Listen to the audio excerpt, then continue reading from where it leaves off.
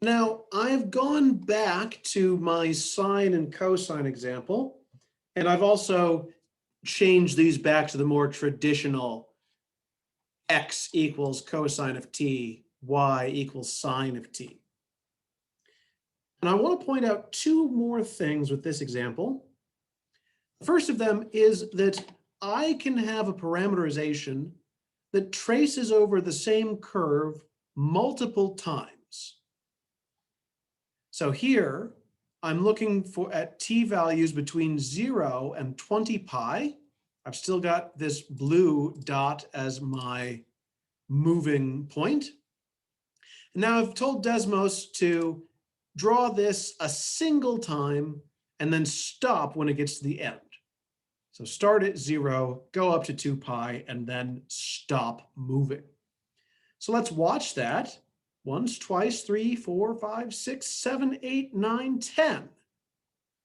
That point moved around the circle 10 times. I'll slow that down if that didn't quite capture right. Now you can see that a bit slower.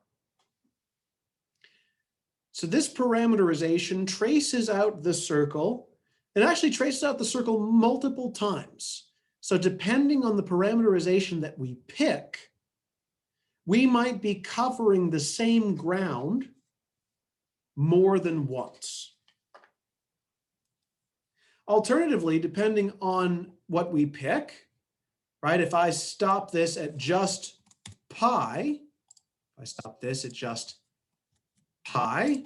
then I'm only getting half of the circle.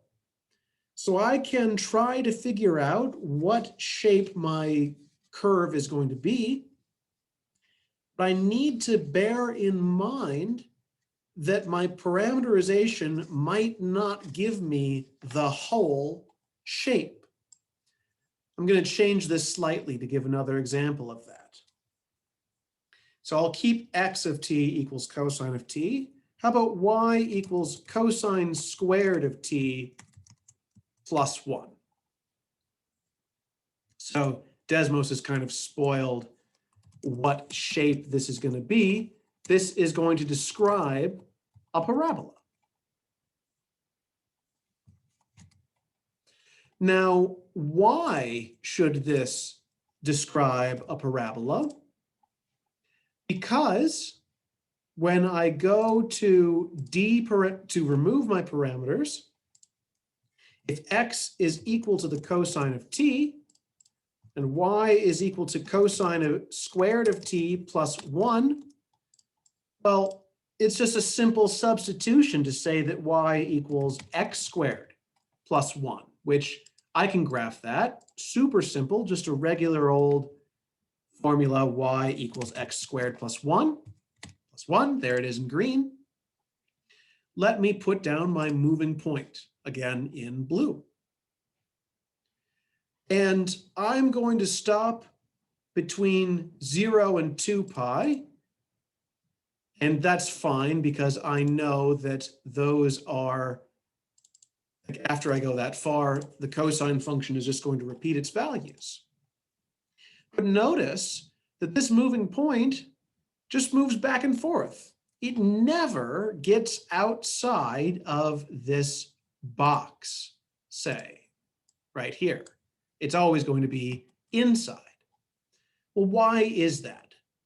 Well, I already said that cosine repeats its values every 2 pi units.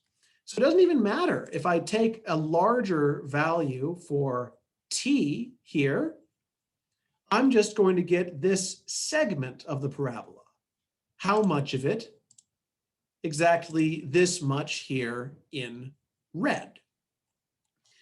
So even though I can tell that all of these coordinates belong to a parabola, I don't get the full parabola, I just get this segment of it.